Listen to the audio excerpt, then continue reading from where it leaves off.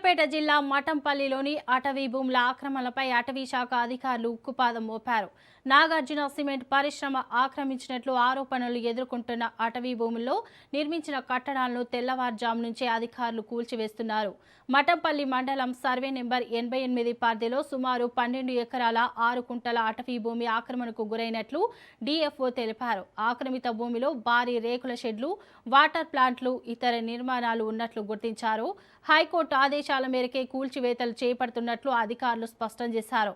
మార్చిలోనే factory యాజమానికి నోటీసులు ఇచ్చామని, పత్రాలను పరిశీలించిన అనంతరం భూమి అటవీ శాఖకు చెందినట్టుగా నిర్ధారించామని తెలిపారు. అటవీ భూములను ఆక్రమిస్తే ఎంతటి వారైనా ఉపేక్షించేది లేదని అధికారులు హెచ్చరించారు.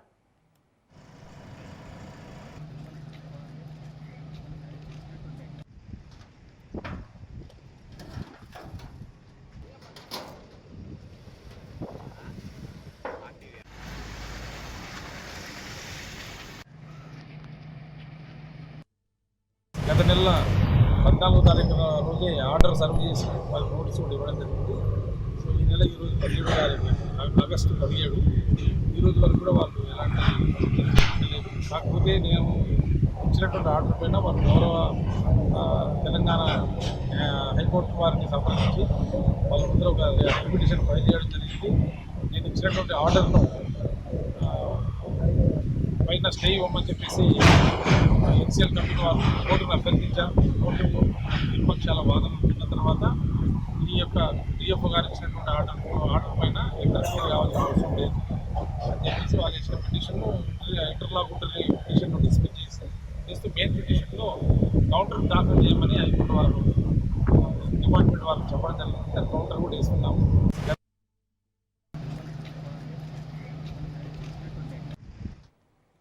సూర్యాపేట జిల్లా మఠంపల్లిలోని అటవీ భూముల ఆక్రమణపై అటవీ శాఖ అధికారులు ఉక్కుపాదం మోపారు.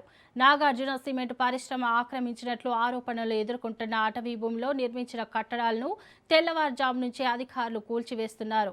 మఠంపల్లి మండలం సర్వే నెంబర్ 88 పరిధిలో సుమారు 12 ఎకరాల 6 కుంటల అటవీ భూమి ఆక్రమణకు గురైనట్లు డిఎఫ్ఓ తెలిపారు. ఇక దీనిపై మరింత సమాచారం మా ప్రతినిధి చంద్రశేఖర్ అందిస్తారు. చంద్రశేఖర్, చెప్పండి. శాలిని, సూర్యాపేట జిల్లా మఠంపల్లిలో నాగార్జున సిమెంట్ ఫ్యాక్టరీకి సంబంధించిన పరిశ్రమకు చెందిన వారు మొత్తము 12 ఎకరాల 6 గుంటల అటవీ భూములను ఆక్రమించుకొని భారీ కట్టడాలు నిర్మించారు.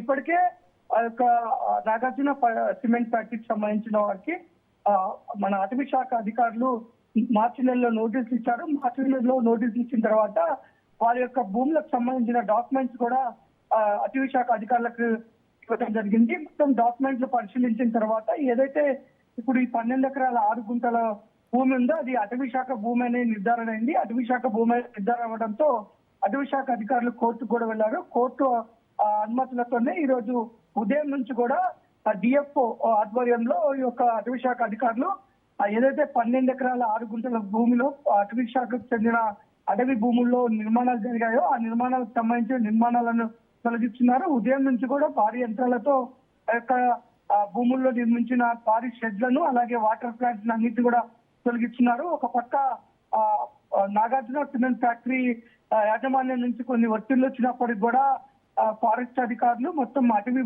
భూములను రక్షించే దిశగానే ఈ యొక్క భూములపై భారీగా పోరాటం చేయడం జరిగింది. ఎట్టగళ్లకు హైకోర్టు అనుమతితోనే మొత్తం ఆ భూముల్లో ఉన్న అక్రమ నిర్మాణాలను తొలగిస్తున్నారు. అంతేకాదు అటవీ భూముల కాపాడటం విషయంలో ఎంతటి వారున్నా కానీ వదిలిపెట్టే ప్రసక్తి లేదు. భూముల రక్షణకు సిబ్బంది రెడీగా ఉన్నారు. అటవీ భూములు అన్యక్రాంతం అయితే వాటిపైన కఠినంగా చర్యలు తీసుకుంటాం, తిరిగి అటవీ శాఖ వాటిని స్వాధీనం చేసుకునే విధంగా చర్యలు తీసుకుంటామని డిఎఫ్ఓ కూడా చెప్తున్నారు. Shalini, right, thank you Chandrasekhar.